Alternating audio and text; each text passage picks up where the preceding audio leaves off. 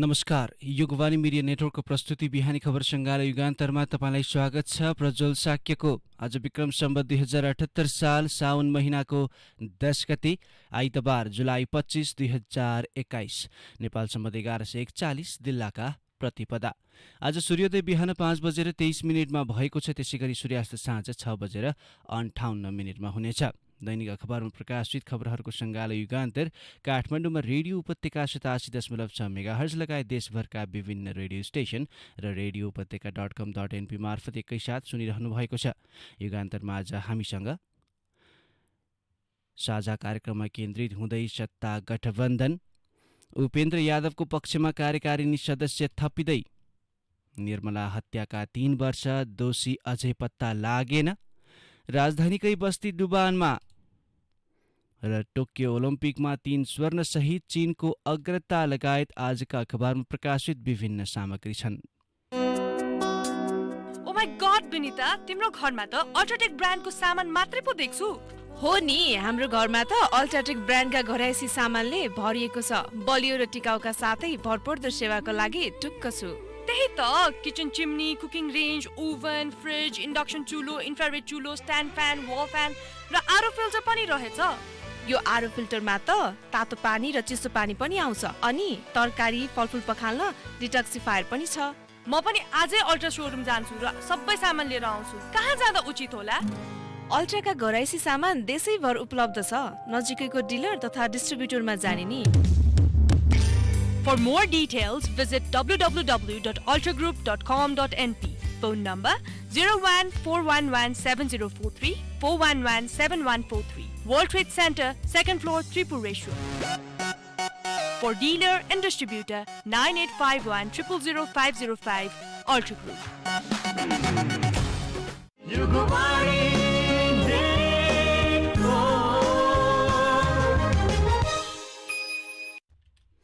युगान्तर अब विस्तारमा। आजको नागरिक दैनिकले प्रथम पृष्ठमा साझा कार्यक्रममा केन्द्रित हुँदै सत्ता गठबन्धन शीर्षकमा समाचार छापिएको छ। सत्तारूढ 5 दलीय गठबन्धनले सरकारको न्यूनतम साझा कार्यक्रमको प्रारम्भिक खाका तयार गरेको छ। नेपाली कांग्रेसका महामन्त्री पूर्णबहादुर खड्काको संयोजकत्वमा गठित 5 सदस्यीय कार्यदलका 2वटा बैठकले नयाँ सरकारले जनहितका लागि गर्न सक्ने कामको खाका तयार गरेको हो। सरकार सञ्चालन, मन्त्रालय बाँडफाँड सहितका न्यूनतम कार्यक्रमका विषयमा प्रारम्भिक खाका तयार गरेको कार्यदलले केही दिनभित्र त्यसलाई पूर्णता दिने तयारी गरेको छ। सरकारको साझा कार्यक्रम सहित मन्त्री परिषद विस्तारको गृह कार्यमा 5 दलीय गठबन्धनका नेताहरू सक्रिय छन्। सोही क्रममा शनिबार साँझ 5 दलीय कार्यदलले शीर्ष नेताहरूलाई सरकारको साझा कार्यक्रम निर्णय सहितका विषयमा अहिलेसम्म गरेका कामको जानकारी गराएका छन्। प्रधानमन्त्रीको सरकारी निवास बालुवाटारमा प्रधानमन्त्री समेत रहेका कांग्रेस सभापति शेरबहादुर देउवा, माओवादी केन्द्रका अध्यक्ष पुष्पकमल दाहाल, जनता समाजवादी पार्टी जसपाका अध्यक्ष उपेन्द्र यादव, एमाले वरिष्ठ नेता माधव कुमार नेपाल र राष्ट्रिय जनमोर्चाका अध्यक्ष चित्रबहादुर केसी सहभागी बैठकमा कार्यदलका संयोजक खड्काले कार्यदलको गरेको कामको ब्रिफिङ गरेका थिए। कार्यदलले तयार गरेको प्रस्तावमा शीर्ष नेताहरूले केही विषय संशोधन र थप गर्न कार्यदललाई सुझाएका छन्। कार्यदलका 2वटा बैठकले गरेको कामका विषयमा शीर्ष नेताहरूलाई ब्रिफिङ गर्ने काम भएको जानकारी दिँदै संयोजक खड्काले भने, शीर्ष नेताहरूले जनहितमा सरकारले काम गर्नुपर्ने र त्यसका लागि प्रधानमन्त्रीलाई सुझाव दिनुभएको छ, समाचारमा उल्लेख गरिएको छ। यसैभित्र कांग्रेस वडा अधिवेशन स्थगित शीर्षकमा समाचार छापिएको छ। नेपाली कांग्रेसले मंगलबारका लागि तय गरेको वडा अधिवेशन स्थगित गरेको छ। महाधिवेशनको पूर्वाधारका रूपमा रहेको क्रियाशील सदस्यता छानबिनको काम नसकिएपछि शनिबार बसेको पदाधिकारी र पूर्व पदाधिकारीको बैठकले साउन 12 गतेका लागि तोकिएको वडा अधिवेशन स्थगित गरिएको छ। क्रियाशील सदस्यता छानबिनको काम सकिएपछि बस्ने बैठकले वडा सहित 14औं महाधिवेशनको कार्यतालिका संशोधन गर्ने समझदारी नेताहरूबीच बनेको छ, समाचारमा उल्लेख गरिएको छ। त्यसै गरी अर्को समाचार उपेन्द्र यादवको पक्षमा कार्यकारिणी सदस्य थपिँदै शीर्षकमा राखिएको छ। जनता समाजवादी पार्टीको आधिकारिकता विवाद निर्वाचन आयोगले कार्यकारिणी समितिका सदस्यहरूको टाउको गनेर निर्णय गर्न लागेको भन्दै सर्वोच्च अदालतमा महन्त ठाकुर पक्षले दर्ता गराएको रिट निवेदनमा आइतबार कुनै आदेश भएन भने सोमबार बिहानसम्म उपेन्द्र यादव पक्षका कार्यकारिणी सदस्यहरू थपिने भएका छन्। जसपाका उत्पन्न विवादका कारण कार्यकारिणी समितिका सदस्यहरू अध्यक्षद्वय यादव र ठाकुर पक्षमा विभाजित भएका छन्। अहिलेसम्म कार्यकारिणी समितिमा 32 जना यादवको पक्षमा र 19 जना ठाकुरको पक्षमा खुलेका छन्। ठाकुर पक्षका राजकिशोर यादवले आफू कुनै पक्षमा नलागेको प्रश्न पारेका छन्। ठाकुर पक्षका एक कार्यकारिणी सदस्य रेशम चौधरी जेलमा छन्। हेड काउन्टमा उनी जाने अवस्था छैन। निर्वाचन आयोगले विवाद निरूपण गर्न सोमबार कार्यकारिणी समितिका सबै सदस्यलाई कार्यालयमा बोलाएको छ। यादव पक्षका नेताले दिएको जानकारी अनुसार सोमबार बिहानसम्म ठाकुर पक्षका केही कार्यकारिणी सदस्यहरूले यादवको पक्षमा जाने बताएका छन्। ठाकुर पक्षका नेता मनिष सुमन यादव पक्षमा जाने करिब निश्चित भएको ती नेताले दावी गरे। यस विषयमा सम्पर्क गर्न खोज्दा सुमन सम्पर्कमा आउन चाहेनन्। नागरिकले यो समाचार भित्री पृष्ठमा छापेको छ।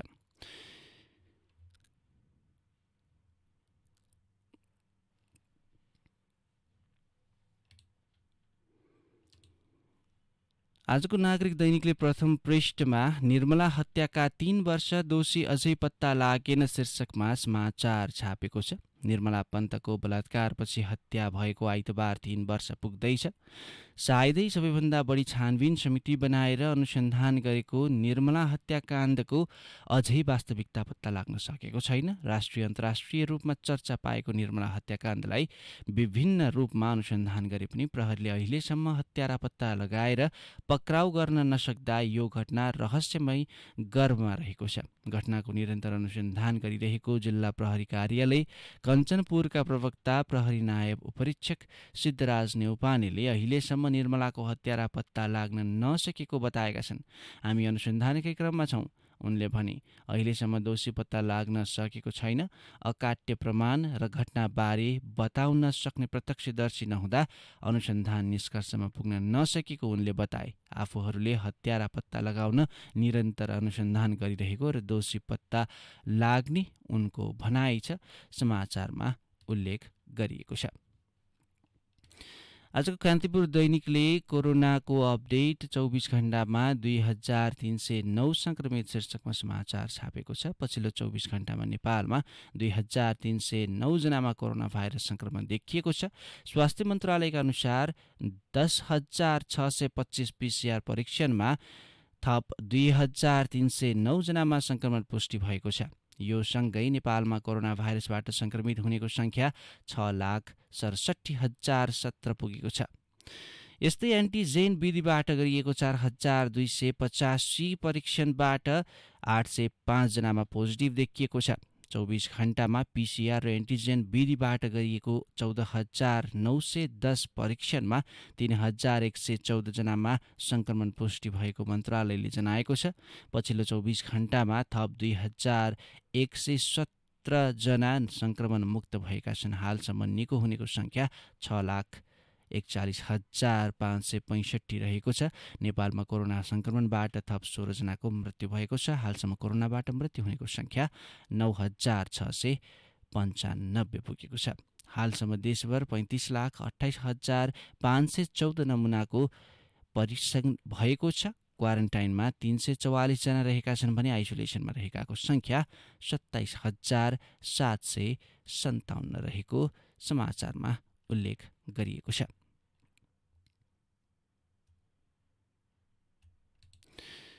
त्यसैगरी अर्को समाचार नयाँ पत्रिकाले छापेको छ। गण्डकी प्रदेश मन्त्रीको शपथ खान तनहुँबाट हिँडेका विश्वकर्मा पोखरा नपुग्दै अर्को नियुक्ति शीर्षकमा समाचार राखिएको छ। काङ्ग्रेसले गण्डकी प्रदेश सरकार गठनमा उत्पीडित समुदायमाथि अन्याय गरेको छ। दलित समुदायका दोबाटे विश्वकर्माको नाम अन्तिम समयमा मन्त्रीको सूचीबाट हटाइएको छ।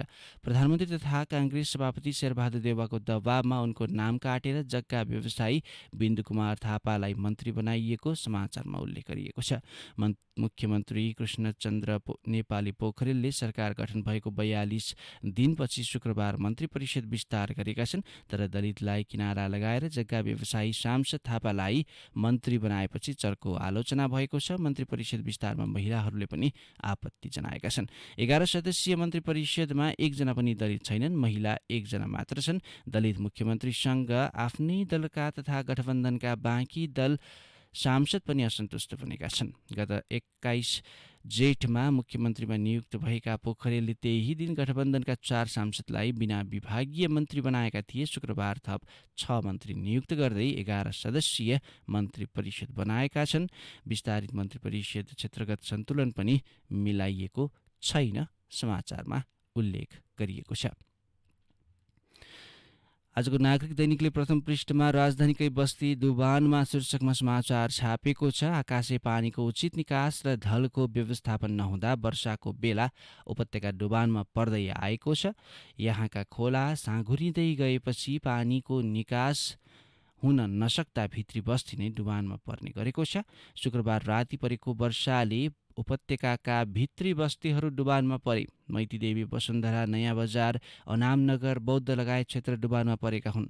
मूलपानी, मनोहरा खोला छेउका बस्ती पनि डुबानमा परेका थिए। आकाशे पानीले उचित निकास नपाउँदा वर्षाका बेला उपत्यकाका धेरै बस्ती डुबानको खतरामा छन्। ढल व्यवस्थापन राम्रो नभएका कारण वर्षाको पानीले काठमाडौँ उपत्यकाका शहरी बस्ती नै जोखिममा परेको विज्ञहरूले बताउँदै आएका छन्। तर सरकारी निकायले ढलको उचित व्यवस्थापन र खोला क्षेत्रका बस्ती स्थानान्तरणमा चासो दिएको छैन। वर्षाको पानी निकास नहुँदा बस्ती डुबानमा पर्ने गरेको अनामनगरका गोपाल न्यौपानेले बताए।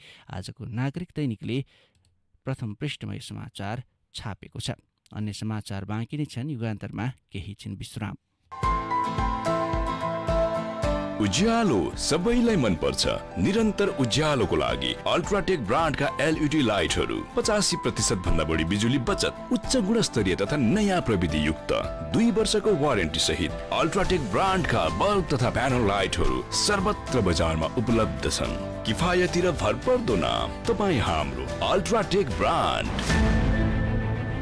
For more details, visit www.ultragroup.com.np.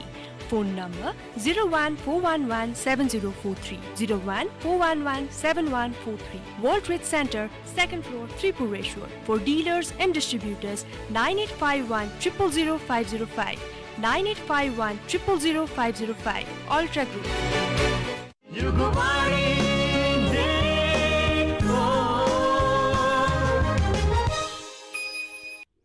युगान्तरमा पुनः स्वागत छ। बाँकी सामग्री आजको नागरिक दैनिकले भित्री पृष्ठमा विद्यार्थीको हातमा पाठ्यपुस्तक पुर्याउन पहल शीर्षकमा समाचार छापेको छ। जुम्लामा फागुनदेखि शैक्षिक सत्र हुन्छ। फागुन र चैतमा भर्ना अभियान चल्छ। यो पटक शैक्षिक सत्र सुरु त भयो, तर न विद्यालय खुले न त विद्यार्थीले पढ्न नै पाए।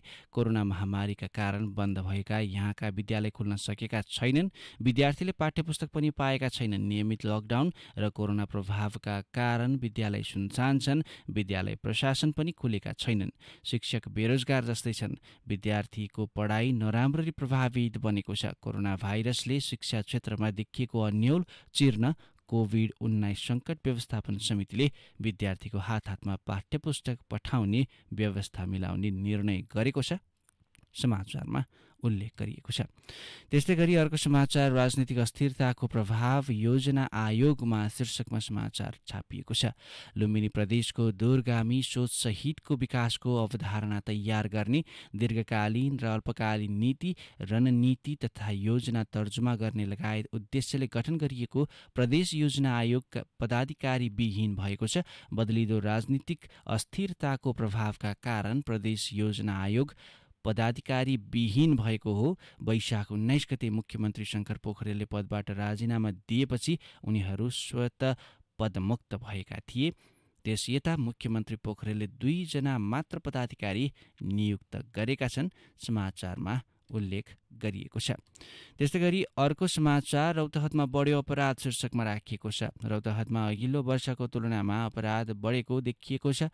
जिल्ला प्रहरी कार्यालय रौतहतले पछिल्लो आर्थिक वर्षको तुलनामा गत आर्थिक वर्षमा केही प्रतिशतले जिल्लामा अपराध बढेको देखिएको जनाएको छ। जिल्ला प्रहरी कार्यालय रौतहतका प्रमुख एसपी सिद्धि विक्रम शाहले गत वर्षको वार्षिक प्रतिवेदन सार्वजनिक गरेपछि अघिल्लो वर्षको तुलनामा विभिन्न प्रकृतिका अपराध गरी समग्रमा 2.48% वृद्धि भएको देखिएको हो। आर्थिक वर्ष 2076-77 को तुलनामा रौतहतमा आर्थिक वर्ष 2077-78 विभिन्न प्रकृतिको अपराधको सङ्ख्यामा 2.48% वृद्धि भएको एसपी शाहले जानकारी गराएका छन्, समाचारमा उल्लेख गरिएको छ। त्यस्तै अर्को समाचार नागरिकले भित्री पृष्ठमै छापेको छ। सशस्त्र प्रहरीको भरोसामा सीमा क्षेत्रका नागरिक शीर्षकमा बाँकेको डुडुवा गाउँपालिका 6 उधुमगञ्जका पृथ्वीराज मुराउको घर 2074 सालमा चोरी भयो। गत रातिमा सुतेको मौका छोपेर 6 जनाले घरमा पसेर पैसासँगै भाँडाकुँडा चोरी लगे। सुन चाँदी भएको थोरै पैसा चोरी भएपछि ठुलै समस्या खेपेका उनलाई उक्त घटनाले बिडोलिरह्यो। उनी मात्र होइन, भारतीय सीमासँग जोडिएको उधुमगञ्जवासी भारतीय नागरिक र एसएसबीको दमनमा परे। पछिल्लो समय नेपाल भारतको सीमा स्थित बोर्डर आउटपोस्ट बीओपी स्थापना भएपछि शान्ति सुरक्षामा धेरै सहज भएको पृथ्वीराज मात्र होइन, सीमा क्षेत्रका नागरिकको भनाइ छ। खुला सीमाका कारण अनाधिकृत रूपमा नेपाल भारत ओहोर दोहोर गर्ने मानिसको पुरानो बानीमा पनि परिवर्तन आएको स्थानीयको भनाइ छ, समाचारमा उल्लेख गरिएको छ।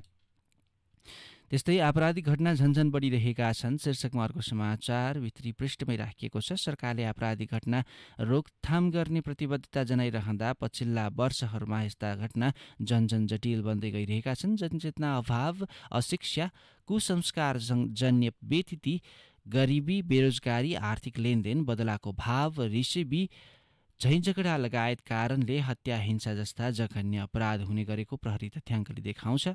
प्रहरी तथ्याङ्क अनुसार 2073-74 123 जना, 2074-75 116 जना, 2075-76 120 जना, 2076-77 122 जनाको हत्या भएको छ। गोली लागेर, कुटपिट गरेर, थुनुवा बनाएर, पानीमा डुबाएर, विषालु पदार्थ खुवाएर, झुन्ड्याएर लगायत अनेक यातना दिएर हत्या हुने गरेको प्रहरी अनुसन्धानबाट खुलेको छ। प्रहरी तथ्याङ्क अनुसार 5 वर्ष यता हत्या हुने मध्ये बालबालिकाको सङ्ख्या बढी छ। पारिवारिक रिस पोख्न बालबालिकालाई हत्याको निशाना बनाइएको अनुसन्धानले देखाएको छ। अधिकांश आपराधिक घटना पारिवारिक लेनदेन तथा रिसैबीका कारण हुने गरेको अनुसन्धानले देखाउँछ, समाचारमा उल्लेख गरिएको छ। त्यसैगरी विदेशी मुद्रा सहित 2 पक्राउ शीर्षकमा अर्को समाचार राखिएको छ। विराटनगरमा 2 जना भारतीय नागरिक प्रतिबन्धित भारतीय रुपैयाँ र अमेरिकी डलर सहित शुक्रबार पक्राउ परेका छन्। भारतको उत्तर प्रदेश लखनऊका 35 वर्षीय सन्दीप सिंह र 34 वर्षीय अतुल कुमारलाई विदेशी मुद्रा सहित पक्राउ गरेको मोरङ प्रहरीले जनाएको छ। शुक्रबार दिउँसो 1 बजेतिर भारतको जोगबनी हुँदै नेपाल आउँदै गरेको उनीहरूलाई विराटनगर महानगरपालिका 17 स्थित मटेरुवा नाकाबाट पक्राउ गरेको बताउँदै मोरङ प्रहरीका प्रवक्ता डीएसपी दीपक श्रेष्ठले भने शङ्का लागि चेक गर्दा उनीहरूको साथबाट नेपालमा प्रतिबन्धित भारतीय रुपैयाँ 2,08,500 भारतीय रुपैयाँका साथै 2,214 डलर अमेरिकी डलर बरामद गरिएको छ, समाचारमा उल्लेख गरिएको छ।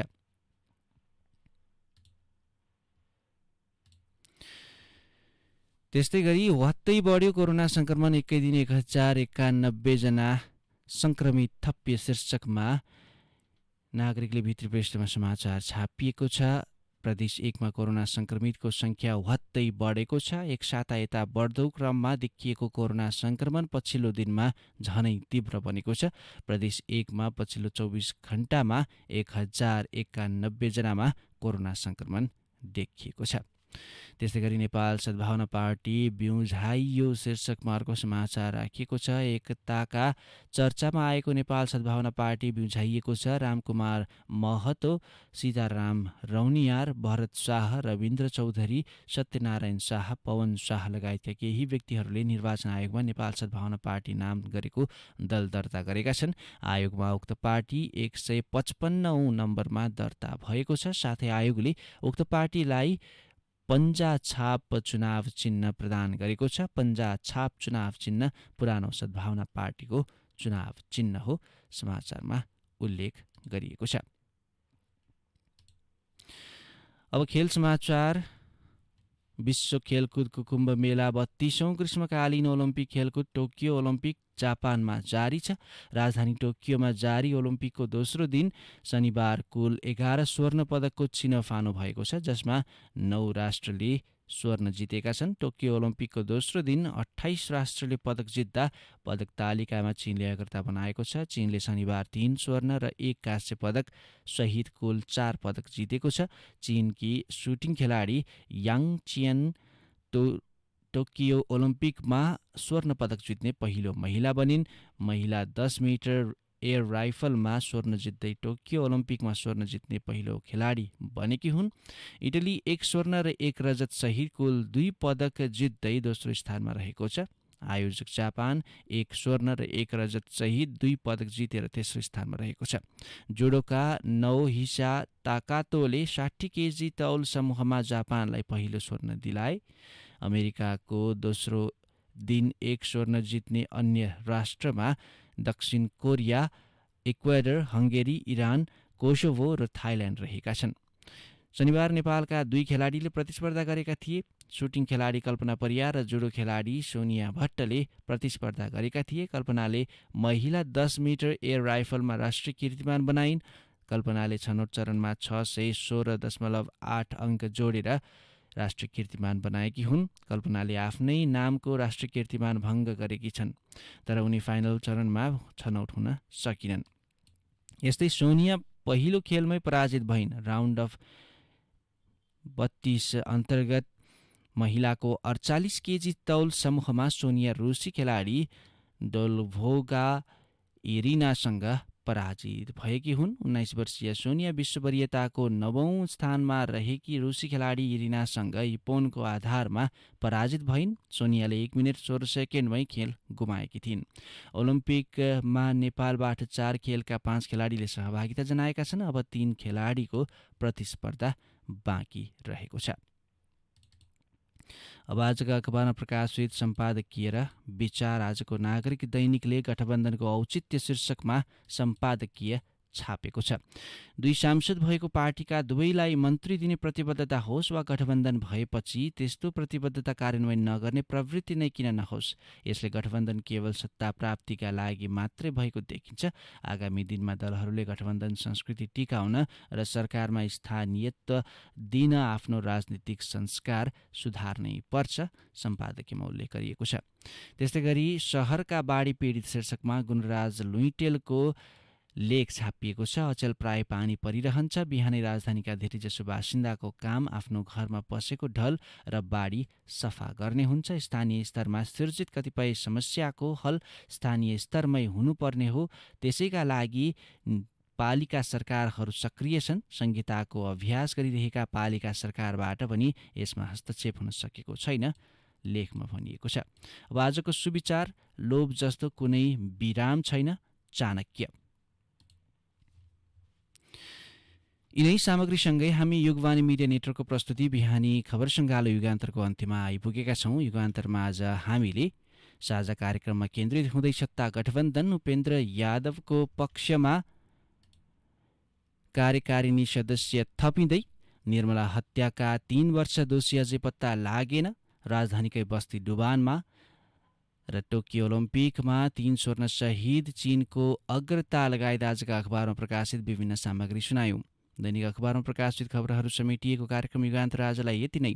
भोलि बिहान 5:30 बजे तपाईँ हाम्रो भेट हुने नै छ। अहिलेलाई प्रज्वल साक्य बिदा हुन्छु। यसपछि CIN को प्रसारण साझा खबर सुन्न सक्नुहुनेछ।